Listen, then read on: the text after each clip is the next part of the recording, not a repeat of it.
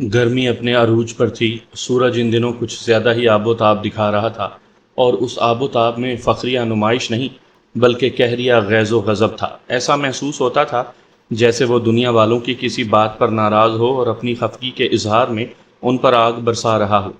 زندگی بڑی کٹھن اور تکلیف دہ ہو کر رہ گئی تھی۔ ایسی ہی ایک تپتی ہوئی دوپہر میں اپنے کمرے میں بیٹھا تھانے داری کر رہا تھا۔ موسم اور حالات چاہے کتنے بھی سخت کیوں نہ ہوں، اگر انسان کے پاس بے پناہ مصروفیت ہو تو اس سختی کا احساس کم سے کم تر ہو جاتا ہے۔ ان دنوں میرے پاس مصروفیت نہ ہونے کے برابر تھی۔ یوں محسوس ہوتا تھا علاقے کے تمام جرائم پیشہ افراد باجماعت حاجیہ عمرے کے لیے علاقہ چھوڑ کر جا چکے ہیں۔ اس لیے بھی اس روز مجھے موسم کی شدت کا کچھ زیادہ ہی احساس ہو رہا تھا۔ میں بیٹھا یہی سوچ رہا تھا کہ دن کیسے گزرے گا کہ قدرت نے میرے لیے ایک کام نکال ہی دیا۔ میرے عملے کے ایک اہلکار نے کمرے میں آ کر اطلاع دی، ملک صاحب، نواز بھٹی آپ سے ملنے آیا ہے۔ کون نواز بھٹی؟ میں نے اطلاع فراہم کرنے والے کانسٹیبل سے پوچھا۔ کانسٹیبل نے بتایا، نواز ادھر ہمارے علاقے میں ہی رہتا ہے، میں اسے اچھی طرح جانتا ہوں، وہ فرنیچر وغیرہ کا کام کرتا ہے۔ تم اگر نواز بھٹی کو اچھی طرح جانتے ہو تو پھر تمہیں یہ بھی معلوم ہوگا کہ وہ کس کام سے تھانے میں آیا ہے۔ میں نے کانسٹیبل کے چہرے کو دیکھتے ہوئے کہا، میں نے اس سے بہت پوچھا ہے جناب، کانسٹیبل نے بتایا، لیکن وہ کہتا ہے معاملہ خاصا ذاتی نوعیت کا ہے، وہ آپ ہی کو بتائے گا۔ ٹھیک ہے، میں نے پرمعنی لہجے میں کہا، اسے میرے پاس بھیج دو۔ تھوڑی دیر کے بعد نواز بھٹی میز کی دوسری جانب میرے سامنے ایک کرسی پر بیٹھا ہوا تھا۔ میں نے گہری نظر سے اس کا جائزہ لیا۔ اس کی عمر 50 اور 55 کے درمیان رہی ہوگی۔ رنگت گندمی اور قامت درمیانہ تھی۔ وہ نہ تو موٹا اور نہ ہی اسے دبلا کہا جا سکتا تھا۔ وہ متناسب بدن کا مالک ایک صحت مند شخص تھا، لیکن اس کے چہرے پر موجود تاثرات سے پتہ چلتا تھا کہ وہ کسی گہری پریشانی میں گھرا ہوا ہے۔ میں نے اس کی آنکھوں میں دیکھتے ہوئے استفسار کیا، ہاں جی بھٹی صاحب، آپ کا کیا مسئلہ ہے جو آپ صرف مجھے ہی بتانا چاہتے ہیں؟ نواز بھٹی کے چہرے پر کچھ ایسا اعتبار اور بردباری نظر آئی تھی کہ میں نے اسے تم کے بجائے آپ کے صیغے میں فٹ کیا تھا۔ اس نے ایک لمحہ سوچا۔ مجھے وہ تذبذب کی کیفیت میں مبتلا محسوس ہوا، مگر اس نے رازدارانہ انداز میں بتایا، تھانے دار صاحب، بیٹی کا معاملہ ہے۔ بیٹی؟ کس کی بیٹی؟ میں نے چونک کر اس کی طرف دیکھا۔ میری بیٹی جناب، وہ بدستور دھیمی آواز میں بولا، میں سمیرہ کی بات کر رہا ہوں۔ آپ کی بیٹی کو کیا ہو گیا ہے؟ میں نے الجھن بھری نظر سے اس کی طرف دیکھتے ہوئے کہا۔ اس نے بتایا، سمیرہ کو سلمیٰ نے گم کر دیا ہے۔ میں سیدھا ہو کر بیٹھ گیا۔ یہ سلمیٰ کون ہے؟ میری بیوی ہے تھانے دار صاحب۔ یعنی ماں نے بیٹی کو گم کر دیا ہے؟ کہیں چھپا دیا ہے؟ جی ہاں، جی ہاں، یہی صورتحال ہے۔ وہ اسبات میں سر ہلاتے ہوئے جلدی سے بولا، میں بہت پریشان ہوں جناب۔ ایک فوری خیال کے تحت میں نے نواز سے پوچھ لیا، کیا سلمیٰ سمیرہ کی سگی ماں ہے؟ جی ہاں، بالکل سگی، اس نے جواب دیا۔ سمیرہ نے سلمیٰ ہی کے پیٹ سے جنم لیا ہے۔ نواز بھٹی کے جواب نے مجھے بری طرح الجھا دیا۔ میں نے کہا، ایک ماں کو اپنی ہی بیٹی گم کرنے کی ضرورت کیوں پیش آ گئی؟ یہ بات سمجھ میں نہیں بیٹھ رہی۔ پھر میں نے اس سے دریافت کیا، آپ کی بیٹی کی عمر کیا ہوگی؟ 24 سال، نواز بھٹی نے جواب دیا۔ کیا سمیرہ کی شادی ہو گئی؟ اس نے سر کو اسباتی جنبش دیتے ہوئے کہا، 1 سال پہلے میں نے بڑی دھوم دھام سے اس کی شادی کی تھی، لیکن میری بچی کی قسمت ہی خراب ہے، ایک دن سکھ کا دیکھنا اسے نصیب نہ ہوا۔ نواز بھٹی اپنی پریشانی کو جیسے جیسے آگے بڑھا رہا تھا، میری الجھن میں اضافہ ہوتا جا رہا تھا۔ میں نے قدرے سخت لہجے میں استفسار کیا، کیا تم اور سلمیٰ ایک ہی چھت کے نیچے زندگی گزارتے ہو؟ آپ بغیر کسی سبب کے میں اسے آپ سے تم پر لے آیا۔ اس نے میرے سوال کے جواب میں بڑی رسانیت سے کہا، جی ہاں، ہم ایک ہی گھر میں رہتے ہیں۔ تمہاری اور اولادیں؟ سمیرہ سے چھوٹے 3 بچے ہیں، نواز بھٹی نے بتایا، 2 بیٹے اور 1 بیٹی۔ بڑا بیٹا عرفان 20 سال کا ہے اور میرے کام کاج میں ہاتھ بٹاتا ہے۔ اس سے چھوٹا عدنان میٹرک میں پڑھ رہا ہے۔ سب سے چھوٹی حمیرہ ہے، حمیرہ کی عمر 8 سال ہے۔ سمیرہ تمام بہن بھائیوں میں سب سے بڑی ہے۔ اس کی وضاحت ختم ہوئی تو میں نے صاف گوئی کا مظاہرہ کرتے ہوئے کہا، دیکھو نواز بھٹی، تمہارے مسئلے کو میں بالکل سمجھ نہیں سکا ہوں۔ تم جو کچھ بتا رہے ہو وہ ممکن دکھائی نہیں دیتا۔ یا تو تم غلط بیانی سے کام لے رہے ہو اور یا پھر کوئی اور گڑبڑ ہے۔ میں تمہارے مسئلے کو ہضم نہیں کر پا رہا۔ آپ یقین کریں تھانے دار صاحب، وہ ملتجیانہ انداز میں بولا، میں نے ایک لفظ بھی جھوٹ نہیں بولا۔ آپ کہیں تو میں بڑی سے بڑی قسم کھانے کو تیار ہوں۔ قسم کھانے اور پینے سے کام نہیں چلے گا نواز بھٹی۔ میں نے اس کی آنکھوں میں دیکھتے ہوئے خیال افروز لہجے میں کہا، پھر پوچھا، تمہاری بیٹی کہاں سے غائب ہوئی ہے، اپنے شوہر کے گھر سے یا تمہارے گھر سے؟ وہ اپنی سسرال سے گم ہوئی ہے، نواز بھٹی نے بتایا۔ اور تمہیں یقین ہے کہ سمیرہ کو اس کی سگی ماں سلمہ نے غائب کیا ہے؟ میں نے ایک ایک لفظ پر زور دیتے ہوئے استفسار کیا۔ بالکل، میں سچ کہہ رہا ہوں جناب، وہ منت ریز لہجے میں بولا۔ آپ کو میری بات کا یقین کیوں نہیں آ رہا؟ تمہاری بات پر یقین کرنے کے لیے میرا مطمئن ہونا ضروری ہے، میں نے ٹھہرے ہوئے لہجے میں کہا، پھر پوچھا، سمیرہ کو غائب کرنے میں سلمہ کا کون سا مقصد کار فرما ہے؟ کوئی بلا وجہ کسی کے لیے اتنا سنگین قدم نہیں اٹھاتا۔ نواز بھٹی گہری سنجیدگی سے بولا، سلمہ سمیرہ کے شوہر خلیل کو پسند نہیں کرتی، وہ اسے کسی چکر میں پھنسانا چاہتی ہے، اسی لیے سلمہ نے سمیرہ کو خلیل کے گھر سے غائب کیا ہے تاکہ سارا ملبہ خلیل کے سر پر گرے، سمیرہ کی گمشدگی کے بارے میں سب اسی سے سوال کریں۔ اچھا ایک بات بتاؤ، میں نے ایک فوری خیال کے تحت پوچھا، سمیرہ کی سسرال کہاں پر واقع ہے؟ یہیں پر جناب، اگووال میں، نواز بھٹی نے جواب دیا۔ اوہ! میں نے ایک گہری سانس خارج کی اور سوال کیا، کیا تم نے خود اپنی آنکھوں سے سلمہ کو سمیرہ کو اغوا کرتے دیکھا ہے؟ نہیں جناب، وہ فکر مند نظر سے مجھے دیکھنے لگا۔ میں نے پوچھا، کیا تم جانتے ہو سلمہ نے سمیرہ کو اغوا کرنے کے بعد کہاں چھپا رکھا ہے؟ جی نہیں، میں اس بارے میں بھی کچھ نہیں جانتا۔ پھر تو بڑی گڑبڑ ہے، میں نے ٹٹولتی ہوئی نظر سے اسے دیکھتے ہوئے کہا، تم نے سمیرہ کو غائب ہوتے دیکھا ہے اور نہ ہی یہ جانتے ہو کہ گم کرنے کے بعد سلمہ نے اسے کہاں رکھا ہے۔ اس کے باوجود بھی تم یہ دعویٰ کر رہے ہو کہ سلمہ نے اپنے داماد کو پھنسوانے کے لیے سمیرہ کو اس کی سسرال سے اغوا کیا ہے۔ تم نے سلمہ کی جس انداز میں کردار نگاری کی ہے، اس سے تو یہی ظاہر ہوتا ہے کہ تمہاری بیوی مجرمانہ ذہن رکھنے والی، مار دھاڑ سے بھرپور، شاہکار قسم کی کوئی عورت ہے۔ بالکل بالکل، نواز بھٹی بڑی صورت سے گردن کو اثباتی جنبش دیتے ہوئے بولا، وہ اسی قسم کی عورت ہے۔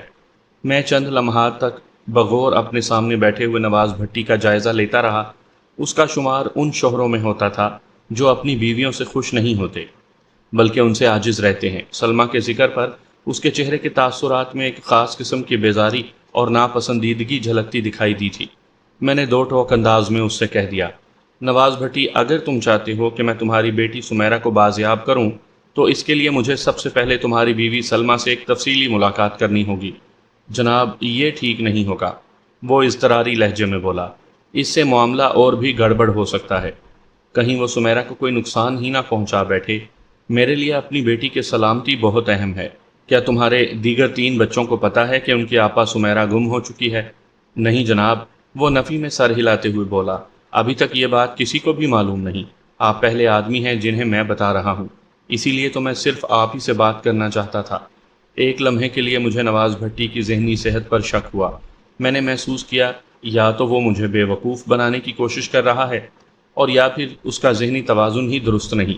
شاید اس نے میری سوچ کو پڑھ لیا تھا۔ ٹھہرے ہوئے دھیمے لہجے میں بولا، تھانے دار صاحب، لگتا ہے اس طرح بات آپ کی سمجھ میں نہیں آئے گی، اب میں آپ کو کھل کر بتاتا ہوں۔ عجیب انسان ہو تم بھی، میں نے اسے ڈانٹ دیا۔ تو کیا اب تک مجھے بند کر یہ رام کہانی سنا رہے تھے؟ وہ سہمی ہوئی نظر سے مجھے تکنے لگا۔ میں نے قدرے سخت لہجے میں کہا، اب شروع بھی ہو جاؤ۔ جناب، یہ کہانی ذرا لمبی اور پیچیدہ ہے، وہ ڈرے ڈرے انداز میں بولا۔ آپ کے پاس وقت تو ہے نا؟ اس کا آخری جملہ سن کر مجھے بے اختیار ہنسی آ گئی۔ وہ ایسی ہی بات تھی جیسے اس وقت کوئی شخص کھلے آسمان کے نیچے کھڑے ہو کر یہ پوچھ رہا ہو، کیا خیال ہے آج خاصی گرمی محسوس نہیں ہو رہی؟ اگر بارش ہو جائے تو کیسا رہے گا؟ اس کی کتھا سننے کے لیے میرے پاس اس روز وقت کی کوئی کمی نہیں تھی، اس لیے میں نے بڑی فراخ دلی سے کہہ دیا، تم وقت کی پرواہ نہ کرو اور شروع ہو جاؤ۔ نواز بھٹی شروع ہو گیا۔ میں اس کے بیان کردہ کہانی میں سے غیر ضروری باتوں کو حذف کر کے خلاصہ آپ کی خدمت میں پیش کرتا ہوں تاکہ میرے ساتھ ساتھ آپ بھی اس کیس کے پس منظر سے آگاہ ہو جائیں۔ سامعین کرام، آپ سن رہے ہیں ملک صفدر حیات کی تفتیشی داستانوں میں سے ایک دلچسپ داستان جس کا نام ہے خوش آمدید۔ یہ اس سلسلے کی پہلی قسط ہے۔ مجھے امید ہے آپ کو میری یہ کاوش پسند آئے گی۔ آپ نے اگر ابھی تک میرا چینل کہانی گھر سبسکرائب نہیں کیا تو ابھی میرے چینل کو سبسکرائب کر کے بیل نوٹیفیکیشن آن کر لیجئے تاکہ آنے والی ہر نئی کہانی کی اطلاع بر وقت آپ تک پہنچ سکے۔ 1 سال پہلے نواز بھٹی نے بڑی دھوم دھام سے سمیرہ کی شادی کی تھی۔ فرنیچر وغیرہ کا اس کا اپنا کام تھا، لہٰذا اس حوالے سے اس نے بڑھ چڑھ کر بیٹی کو جہیز دیا تھا۔ جہیز کے دوسرے آئٹمز بھی پورے لوازمات کے ساتھ شامل تھے۔ نواز کا خیال تھا کہ اس کی بیٹی سسرال میں خوش و خرم رہے گی، لیکن چند روز بعد ہی اس کا یہ خیال خام ثابت ہوا۔ شادی کو ابھی 1 ماہ بھی پورا نہیں ہوا تھا کہ سمیرا روتی دھوتی میکے آ گئی۔ ماں نے اس کے آنسو پونچھتے ہوئے کہا، کیا ہوا بیٹی؟ کیا کسی نے تم سے کچھ کہا ہے؟ کچھ؟ سمیرا کے آنسو نکل گئے۔ کچھ نہیں، بہت کچھ، میں اس گھر میں اب قدم بھی نہیں رکھوں گی۔ ہوا کیا ہے؟ کچھ پتہ تو چلے۔ سلمیٰ بے حد پریشان ہو گئی۔ ماں کے اس سوال کے جواب میں سمیرا نے روحانسی آواز میں بتایا کہ اس کی سسرال کسی جہنم سے کم نہیں۔ اس کی ساس نصیرہ بہت ہی چالاک اور مکار عورت ہے۔ اس نے سمیرا کا جینا دو بھر کر رکھا ہے۔ خلیل پوری طرح اپنی ماں کے اشاروں پر چلتا ہے۔ شادی کے بعد چند روز تک تو وہ ٹھیک ٹھاک رہا، پھر وہ بھی اپنی ماں کا ہم نوا بن گیا۔ دونوں نے مل کر اسے اتنا تنگ کیا کہ وہ واپس آ گئی ہے۔ اس صورتحال نے سلمیٰ کو فکر مند کر دیا۔ اس نے بیٹی سے پوچھا، کیا خلیل اور اس کی ماں کو پتہ ہے کہ تم یہاں آئی ہو؟ میں کسی کو بتا کر نہیں آئی، سمیرا آنسو پونچھتے ہوئے بولی۔ میری ساس اس وقت پڑوس میں گئی ہوئی ہے اور خلیل دکان میں بیٹھا ہے، میں چپ چاپ نکل آئی ہوں۔ نواز بھٹی نے مجھے بتایا کہ سمیرا کی سسرال صرف انہی 2 افراد پر مشتمل، یعنی خلیل اور اس کی ماں نصیرہ بی بی۔ خلیل کا ایک چھوٹا سا کریانہ سٹور تھا جہاں وہ دن بھر بیٹھا دکانداری کرتا رہتا تھا۔ کافی عرصہ پہلے خلیل کے باپ کا انتقال ہو چکا تھا۔ یعقوب بہت ہی نیک اور شریف انسان تھا۔ سلمیٰ نے سمیرا کی بات سنی اور جوش میں آئی۔ میں دیکھتی ہوں ان ماں بیٹے کو آخر ایسی کون سی تکلیف ہے جو وہ تمہیں تنگ کر رہے ہیں، آؤ میرے ساتھ۔ اماں، بڑی گڑبڑ ہو جائے گی، سمیرا نے پریشان لہجے میں کہا۔ وہ بہت کمینگی کریں گے، تم نہ ہی جاؤ تو اچھا ہے۔ میں جاؤں گی نہیں تو مسئلہ کیسے حل ہوگا؟ سلمیٰ نے جھنجھلاہٹ آمیز انداز میں کہا۔ اسی وقت نواز بھٹی گھر میں داخل ہوا۔ وہ صبح سے اپنے دکان میں کام کر رہا تھا اور کسی ضروری کام سے گھر آیا تھا۔ ماں بیٹی کو سوگوار کیفیت میں بیٹھے دیکھا تو چونک اٹھا۔ اس نے بیوی سے پوچھا، کیا بات ہے سلمیٰ، خیریت سے تو آئی ہے نا؟ نواز بھٹی نے مجھے بتایا کہ وہ اپنے تمام بچوں میں سمیرا کو سب سے زیادہ چاہتا تھا۔ وہ بھی اس کا بہت خیال رکھتی تھی، لہٰذا سمیرا کو ماں کے پاس افسردہ بیٹھے دیکھا تو اس کا ماتھا ٹھنک گیا۔ چنانچہ بے چین ہو کر اس نے بیٹی کی خیریت پوچھ لی۔ خیریت نہیں ہے نواز، سلمیٰ نے جواب دیا۔ ان ظالموں نے میری بچی کو اپنے گھر سے نکال دیا ہے۔ گھر سے نکال دیا ہے؟ نواز بھٹی نے بڑی حیرت سے یہ جملہ دہرایا۔ مگر کیوں؟ اس نے ایسا کون سا قصور کیا ہے؟ نواز کو اپنی بیوی کے بیان پر اس لیے بھی یقین نہیں آیا تھا کہ ایسے کسی واقعے کے ظہور پذیر ہونے کے دور دور تک امکانات دکھائی نہیں دیتے تھے۔ اسے تعجب اس بات پر تھا کہ ایسا کیسے ہو گیا؟ شادی کو ابھی 1 ماہ بھی پورا نہیں ہوا تھا، پھر سمیرا کے ساتھ ایسا بے رحمانہ سلوک کیوں کیا؟ اسے کس خطا کی سزا دی جا رہی تھی؟ یہ تو تم اپنی لاڈلی سے ہی پوچھ لو، سلمیٰ نے ہاتھ نچاتے ہوئے کہا۔ نواز بھٹی سمیرا کو لے کر الگ کمرے میں بیٹھ گیا اور اس سے پوچھنے لگا کہ اس کے ساتھ سسرال میں کیا واقعہ پیش آیا ہے۔ سمیرا نے روتے ہوئے باپ کو شوہر اور ساس کی زیادتیوں سے آگاہ کیا۔ نواز نے اس کی بپتا پوری توجہ سے سنی اور آخر میں اسے دلاسا دیتے ہوئے کہا، ٹھیک ہے، تمہیں کہیں آنے جانے کی ضرورت نہیں، آرام سے گھر میں بیٹھو، میں رات کو خلیل سے خود بات کروں گا، تم فکر نہ کرو، سب ٹھیک ہو جائے گا۔ بیٹی کو تسلی دلاسا دینے کے بعد نواز بھٹی اپنی بیوی کے پاس گیا اور بولا، میں جس کام سے گھر میں آیا تھا وہ تو ذہن ہی سے نکل گیا، تمہارے پاس میں نے کچھ پیسے رکھوائے تھے نا، وہ دے دو۔ اچانک اس رقم کی کیا ضرورت پڑ گئی؟ سلمیٰ نے پوچھا۔ میں فرنیچر کی تیاری کے لیے جس شخص سے لکڑی لیتا ہوں نا، وہ آیا ہوا ہے، میں نے پچھلا حساب تو صاف کر دیا ہے، لیکن اسے پیسوں کی ضرورت ہے، کہہ رہا ہے اگر میں بندوبست کر دوں تو وہ مال بیچ کر حساب برابر کر دے گا۔ میں نے سوچا اس موقع پر اس کی مدد کرنا فائدے کا سودا ہے، آگے چل کر لکڑی کا بھاؤ بڑھنے والا ہے، لیکن اس کا وعدہ ہے کہ وہ آنے والے پورے سال میں ریٹ نہیں بڑھائے گا۔ اس نے سلمیٰ کے پاس جو رقم رکھوائی تھی وہ سلمیٰ نے نکال کر اس کے حوالے کر دی۔ نواز گھر سے نکلنے لگا تو سلمیٰ نے پوچھا، اس کا کیا کرنا ہے؟ اس کا اشارہ سمیرا کی طرف تھا۔ نواز نے کہا، میں نے سمجھا بجھا کر اسے چپ تو کروا دیا ہے، میں رات کو خلیل کے پاس جاؤں گا اور اس سے اس معاملات پر بات کروں گا، پتہ تو چلے وہ ماں بیٹا ہماری بچی کے ساتھ ایسا سلوک کیوں کر رہے ہیں، آخر اس کا قصور کیا ہے؟ اور اگر رات سے پہلے ادھر سے کوئی اسے لینے آ گیا تو؟ سلمیٰ نے سوالیہ نظر سے شوہر کو دیکھا۔ نواز نے کہا، تم کسی بھی قیمت پر سمیرا کو جانے نہ دینا، اگر خلیل خود آ گیا اور اس نے سمیرا کو اپنے ساتھ لے جانے کی ضد کی تو کیا کروں؟ سلمیٰ نے الجھن زدہ لہجے میں استفسار کیا۔ وہ اس کا خامند ہے، ایسا مطالبہ کر سکتا ہے۔ وہ اس کا خامند ضرور ہے، لیکن میں نے اپنی بیٹی کو اس کے ہاتھ فروخت نہیں کیا، نواز بھٹی نے جذباتی لہجے میں کہا۔ سمیرا کوئی لاوارث اور بے سہارا لڑکی نہیں کہ وہ دونوں اس کے ساتھ جو چاہے کرتے پھریں۔ میں مر نہیں گیا، زندہ ہوں ابھی۔ وہ لمحے بھر کو سانس لینے کے لیے متوقف ہوا، پھر اضافہ کرتے ہوئے بولا، اگر نصیرہ آئے تو تم دو ٹوک الفاظ میں اس سے کہہ دینا میں ان سے بات کرنے کے لیے ان کے گھر آؤں گا، اور اگر خلیل خود سمیرا کو لینے آ جائے تو تم اس کے ساتھ زیادہ سختی سے پیش نہ آنا، بلکہ اسے سیدھا میرے پاس بھیج دینا، میں خود اس سے بات کر لوں گا۔ نواز بھٹی اپنی بیوی کو ہدایات دے کر دکان کی طرف چلا گیا۔ اس نے لکڑی کے بیوپاری کو رقم دی، اس سے تھوڑی گپ شپ کی اور رخصت کر دیا۔ اس کے بعد اس نے خود کو کام میں مصروف کرنے کی کوشش کی، لیکن اس کی یہ کوشش بارآور نہ ہو سکی۔ اس کے دل میں سمیرا کی طرف سے جو بے چینی بیٹھ گئی تھی، اس نے نواز کو بے کل کیے رکھا۔ اس کا کسی کام، کسی بات اور کسی شے میں جی نہ لگا۔ ہزار سوچ بچار کے باوجود بھی وہ یہ سمجھنے سے قاصر تھا کہ اچانک حالات نے یہ پلٹا کیوں کھایا۔ شادی سے پہلے تو سب ٹھیک تھا، ان کی منگنی کوئی سال بھر رہی تھی، دونوں پارٹیوں کا ایک دوسرے کے گھر آنا جانا رہتا تھا۔ عید، شبرات اور خوشی کے دیگر مواقع پر ادھر سے ادھر وہ تمام تقاضے نبھاتے جاتے رہے تھے جو ایسے وقت کے لیے مخصوص ہیں۔ نصیرہ جب بھی ان کے گھر آتی یہی بات کرتی کہ کب وہ لوگ سمیرا کو رخصت کر رہے ہیں۔ وہ سمیرا کو اپنی بیٹی بنانے کے لیے بہت بے چین تھی۔ خلیل کا رویہ بھی بڑا فرما بردارانہ تھا۔ وہ ایک معقول اور سلجھا ہوا انسان نظر آتا تھا، پھر سب کچھ کیوں بدل گیا؟ وہ بھی صرف ایک ماہ کے اندر؟ نواز بھٹی کے ذہن میں یہ خیال بھی آیا تھا کہ کہیں واقعی اس کی بیٹی کا کوئی قصور نہ ہو، وہ ساس کا مناسب خیال نہ رکھتی ہو یا خلیل کے سامنے زبان چلاتی ہو۔ چنانچہ انہوں نے اس کے ساتھ برا سلوک کرنا شروع کر دیا۔ ایسے معاملات میں رائی کا پہاڑ بنتے ہوئے دیر نہیں لگتی۔ نواز نے سمیرا کو بڑے لاڈ پیار سے پالا تھا۔ وہ ان کی پہلی اولاد تھی اور شادی کے 5 سال بعد پیدا ہوئی تھی، لہٰذا اسے والدین خصوصاً نواز بھٹی کی بہت زیادہ محبت اور توجہ ملی تھی۔ نواز جانتا تھا کہ وہ غصے کی تیز اور زبان کی غیر محتاط ہے۔ جو بچے بڑے ناز نخروں سے پروان چڑھتے ہیں ان کی نفسیات میں یہ رنگ آ ہی جاتا ہے۔ انہی وجوہات کی بنا پر اس نے سوچا کہ کہیں یہ سمیرا کی زبان درازی اور غصے ہی کا شر تو نہیں۔ اس سلسلے میں اس نے کریت کر سمیرا سے پوچھا تھا، لیکن اس کا جواب یہی تھا، نہیں ابا، میں نے ان دونوں کے ساتھ کوئی بدتمیزی نہیں کی۔ میں نے اس ایک ماہ میں ان ماں بیٹے کا اتنا خیال رکھا ہے جتنا ساری زندگی آپ لوگوں کا نہیں رکھا ہوگا۔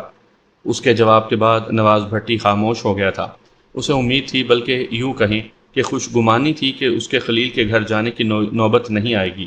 خلیل کو جیسے ہی پتہ چلے گا کہ سمیرا گھر میں نہیں تو وہ اس کی تلاش میں سیدھا نواز کے گھر پہنچے گا اور پھر سلمہ اسے نواز کی دکان پر بھیج دے گی، لیکن ایسا کچھ نہیں ہوا۔ ان ماں بیٹے میں سے کسی نے ان کے گھر یا دکان کا رخ نہ کیا اور شام ہو گئی۔ اس صورتحال نے نواز بھٹی کو تشویش میں مبتلا کر دیا۔ سمیرا سے وہ یہ کریت چکا تھا کہ وہ خود گھر چھوڑ آئی ہے، اور ان ماں بیٹے میں سے کسی کو اس کی اس حرکت کے بارے میں علم نہیں۔ انہوں نے باقاعدہ ہاتھ پکڑ کر سمیرا کو اپنے گھر سے نہیں نکالا تھا۔ یہ اور بھی خطرناک صورتحال تھی۔ اگر انہوں نے اسے گھر سے نکالا ہوتا تو بات دوسری تھی، لیکن موجودہ حالات میں تو انہیں فکر مند ہونا چاہیے تھا۔ وہ فکر مند نہیں ہوئے تھے۔ اگر ہوتے تو اس کی تلاش میں نکل کھڑے ہوتے۔ نواز بھٹی کو اپنے اس فیصلے پر افسوس ہونے لگا کہ اس نے سمیرا سے یہ کیوں کہا تھا کہ وہ خاموشی سے گھر بیٹھی رہے۔ اسے چاہیے تھا کہ وہ اسی وقت خلیل یا اس کی ماں نصیرہ سے جا کر ملتا اور اس معاملے کی تحقیق کرتا کہ وہ لوگ خواہ مخواہ اس کی بیٹی کے ساتھ ظلم و زیادتی کیوں کر رہے ہیں۔ لیکن اس نے بیٹی کی محبت اور جذبات میں آ کر وہ الفاظ کہہ دیے تھے جس پر اب اسے پچھتاوا محسوس ہو رہا تھا۔ وہ پریشان تو تھا ہی، اس بات نے اسے گہری فکر میں ڈال دیا کہ نصیرہ یا خلیل میں سے کوئی سمیرا کو پوچھنے نہیں آیا۔ ان کے اس صفاق سے رویے سے تو یہی ظاہر ہوتا تھا کہ انہیں سمیرا کی کوئی ضرورت نہیں۔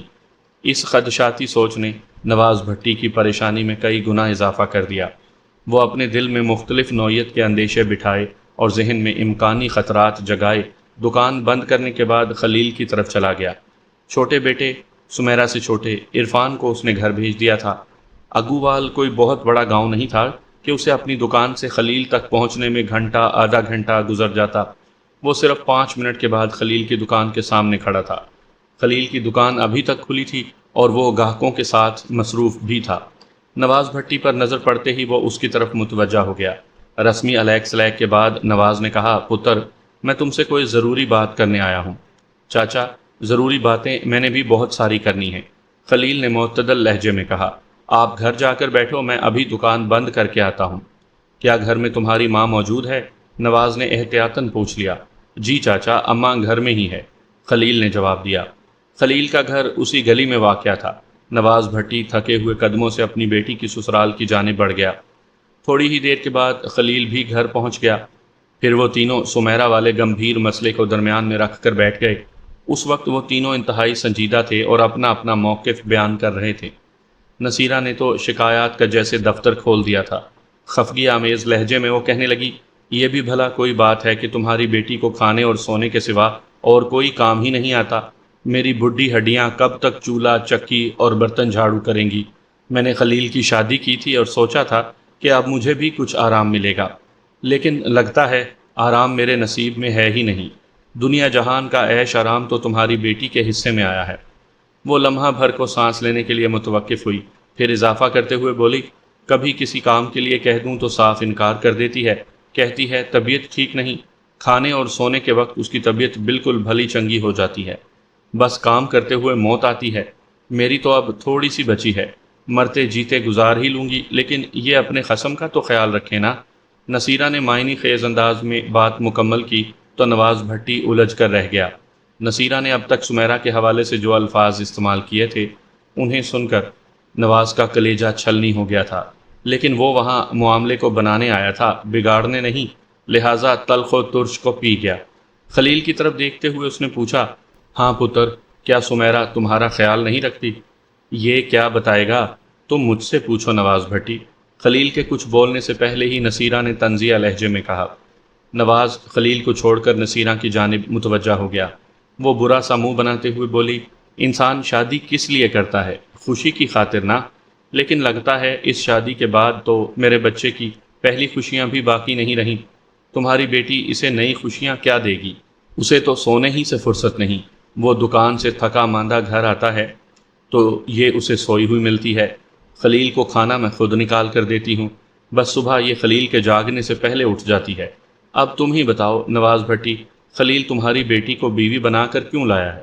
کیا محض اس لیے کہ گھر میں ایک فرد کا اضافہ ہو جسے ہم ہر وقت سوتے اور کھاتے ہوئے دیکھتے رہیں، اسے کام میں مصروف دیکھنا کبھی نصیب نہ ہو؟ آخر خلیل کی بھی کچھ خواہشیں ہوں گی، یہ بھی اپنی بیوی سے کچھ چاہتا ہوگا، لیکن تمہاری بیٹی کو ایسے کسی کام سے کوئی دلچسپی نہیں۔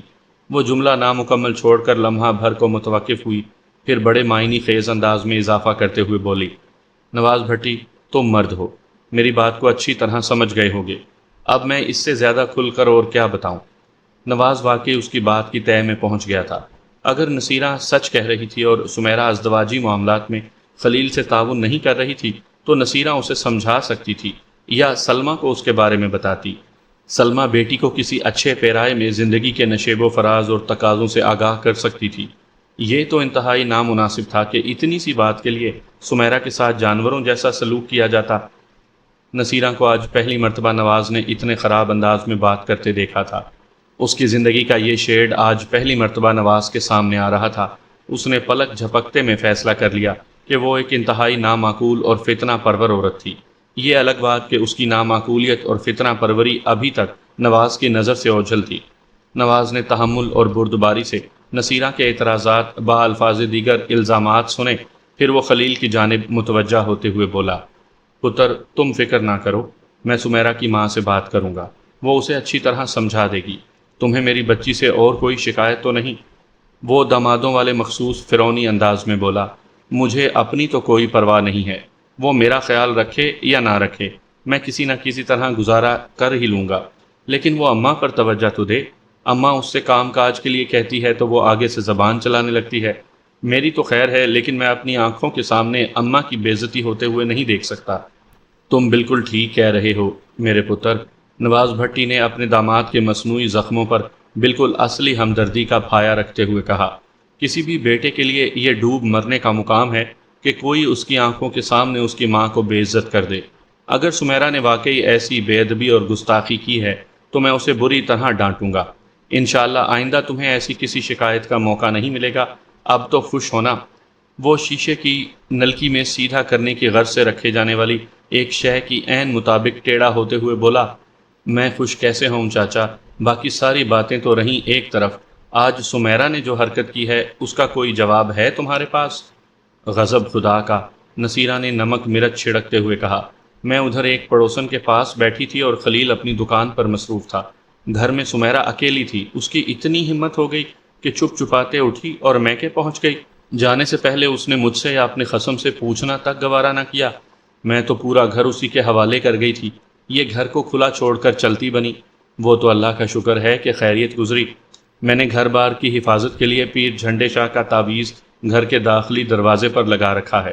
اگر ہماری دہلیز اس تعویذ کی برکت سے محروم ہوتی تو پھر تو اپنا تو کام ہو گیا تھا۔ کوئی بھی چور اچکا کھلا ہوا گھر دیکھ کر صفایا کر جاتا۔ یہ لچھن ہے تمہاری بیٹی کے نواز بھٹی۔ خلیل نے کہا، مجھے بھی سمیرا کی یہ حرکت سخت ناگوار گزری ہے۔ اماں نے جب دکان پر آ کر مجھے بتایا تو میرے تن بدن میں آگ لگ گئی۔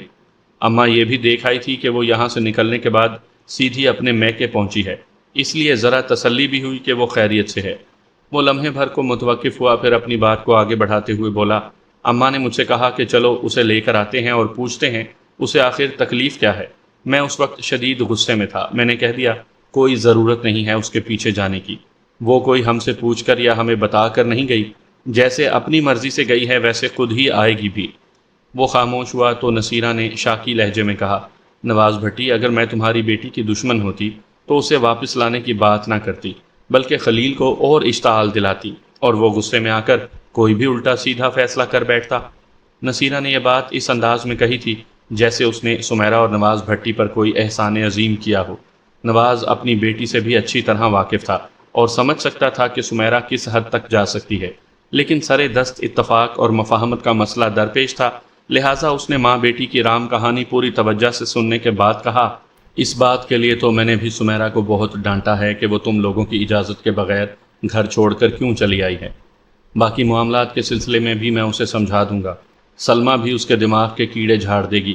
وہ لمحے بھر کے لیے متوقف ہوا، امید بھری نظر سے باری باری ان دونوں کا چہرہ دیکھا اور نہایت ہی مفاہمت بھرے انداز میں کہا، میرا خیال ہے اب تو سمیرا کی طرف سے آپ لوگوں کے دل صاف ہو گئے ہوں گے۔ ٹھیک ہے نواز بھٹی، نصیرہ نے ٹھہرے ہوئے لہجے میں کہا، تم خود چل کر ہمارے گھر آئے ہو، ہم تمہاری بات رکھ لیتے ہیں۔ تمہارے کہنے پر سمیرا کو ایک موقع دے دیتے ہیں۔ میں نے تو ہمیشہ اسے اپنی بیٹی سمجھا ہے، یہ بات اس کے دماغ میں بھی بیٹھ جائے تو پھر مسئلہ ہی کیا ہے۔ بیٹھے گی نصیرہ، ضرور بیٹھے گی، نواز نے پر اعتماد لہجے میں کہا، میں اسے سمجھانے کا وعدہ کر رہا ہوں نا۔ خلیل نے گہری سنجیدگی سے کہا، بس میں تو اتنا چاہتا ہوں کہ وہ اماں کا خیال رکھے، مجھے اور کچھ نہیں چاہیے۔ اس عمر میں اماں سارے گھر کا کام کرتے ہوئے کیا اچھی لگتی ہے، اور اس بیچاری میں اتنی ہمت بھی نہیں۔ نصیرہ نے کہا، ابھی تک تو ہمارے آس پاس والوں کو اس کے جانے کی خبر نہیں۔ میں نے بہانہ بنا دیا تھا کہ اس کی ماں کی طبیعت ٹھیک نہیں، اسی کو دیکھنے گئی ہے اور اب کل ہی واپس آئے گی، لہٰذا تم صبح اسے بھیج دینا کسی نہ کسی کے ساتھ۔ نواز بھٹی اپنی بیٹی کو اس کے سسرال بھیجنے کا وعدہ کر کے واپس اپنے گھر آ گیا۔ سلمہ کو اس معاملے کی بڑی تشویش لگی ہوئی تھی، لہٰذا اس نے آتے ہی شوہر کا انٹرویو شروع کر دیا۔ وہاں جو کچھ پیش آیا تھا، نواز نے منوان اپنی بیوی کے گوش گزار کر دیا۔ اس وقت وہ دونوں الگ تھلگ کمرے میں بیٹھے ہوئے تھے۔ پوری بات سننے کے بعد سلمہ نے کہا، ان ماں بیٹے کی باقی باتیں تو فضول ہیں، لیکن سمیرا کا وہ تعاون نہ کرنے والا جو معاملہ ہے وہ خاصا تشویشناک ہے۔ اللہ کی بندی، نواز بھٹی نے دھیمے لہجے میں کہا، یہ بات تو تم ہی سمیرا کو سمجھا سکتی ہو، میں اس موضوع پر اس سے کیا بات کروں؟ تم فکر نہ کرو، میں سمیرا کو سمجھا دوں گی، سلمہ نے تسلی آمیز انداز میں کہا۔ بیوی نے تسلی دی اور وہ واقعی بے فکر ہو گیا۔ اگلی صبح ناشتے کے بعد نواز بھٹی خود جا کر بیٹی کو اس کے سسرال چھوڑ آیا اور واپس گھر آ کر سلمہ سے پوچھا، تم نے سمیرا کو سمجھا دیا تھا نا؟ میں نے اس سے بات کی تھی، وہ متذبذب لہجے میں بولی، لیکن وہ تو کوئی اور ہی کہانی سنا رہی تھی۔ اس کا کہنا ہے کہ خلیل اس کی طرف راغب نہیں، اب وہ خود کہاں تک تعاون کرے۔ تم نے اپنا فرض پورا کر دیا ہے، نواز بھٹی نے آسمان کی طرف دیکھتے ہوئے کہا، آگے اللہ مالک ہے۔ میری تو یہی دعا ہے کہ یہ دونوں نالائق ایک دوسرے کو سمجھ جائیں۔ اگر ان دونوں میں اتفاق رہے گا تو پھر اس گھر میں کوئی فتنہ، کوئی تنازع کھڑا نہیں ہوگا۔ اللہ تمہاری زبان مبارک کرے نواز، سلمہ نے دعائیہ انداز میں کہا۔ والدین ہمیشہ اپنی اولاد کی خوشی اور خوشحال مستقبل کے لیے دعا گو رہتے ہیں اور اکثر ان کی دعائیں قبول بھی ہو جاتی ہیں، لیکن سمیرا والے معاملے میں ایسا نہ ہو سکا۔ پتہ نہیں اس میں قدرت کی کیا مصلحت تھی، بہرحال مرض بڑھتا گیا جوں جوں دوا کی۔ وہ دونوں دوا یعنی سمجھانے بجھانے کے ساتھ ساتھ دعا بھی کر رہے تھے، لیکن سمیرا کی بدقسمتی کے نتیجہ صفر سے آگے نہیں بڑھ رہا تھا۔ اب تک یہی ہوا تھا کہ نواز بھٹی ہی پھڈا جھگڑا نمٹانے خلیل کے گھر گیا تھا۔ اب کی بار جو سمیرا لڑ جھگڑ کر میکے آئی تو سلمیٰ کو جلال آ گیا۔ اس نے اپنے شوہر سے کہا، نواز، یہ معاملہ تم سے ٹھیک نہیں ہوگا، میں جاتی ہوں۔ تم جا کر کیا کر لو گی؟ نواز نے دکھی لہجے میں کہا، میں تو محسوس کر رہا ہوں یہ رشتہ چلنے والا نہیں، سمیرا کو اس جنگلی سے آزاد کروانا پڑے گا۔